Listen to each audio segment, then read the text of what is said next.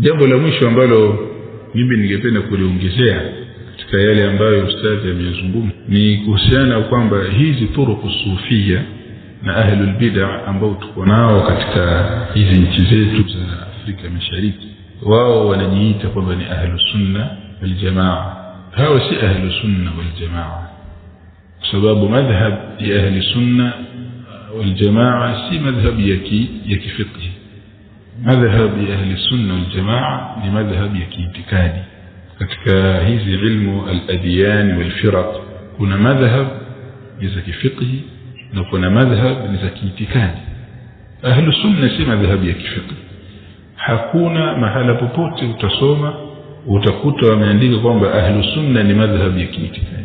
Unafungua vitabu vya fiqh katika mlango wa swala, zaka, hija, ida, talaka, alafu kuna sehemu waandika kwamba ikhtalafa ulama faqala ahli sunna wal jamaa fi babi kadha kadha. Hakuna kitu kama hicho. Utasikia kule ni majina ya watu tu, qala Shafi'i, qala Thawri. Hii swala la aqida ahli sunna wal jamaa, aqidatu salaf, utakuta ibara hizi zinatajwa katika vitabu vya aqida.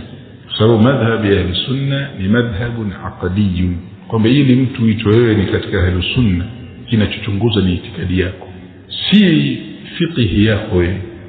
Sasa kwa kuwa watu wanafuata madhhab ya Shafi'iyya na Ash-Shafi'i aqida yake ni aqidatu salaf, na wao wanajiita kwamba na sisi madhhabi yetu sisi ni ahli sunna. Wao si ahli sunna, wao ni as-sufiyyu kuburiyun. Na aqida waliokuwa nayo ni aqida ya Ash'ari pamoja na masala ya i'tizal, ndio kuna hawana aqida ya sunna wal jamaa. Hili niona niligusia na kulizungumza kwa sababu watu wengi sana hawalijui.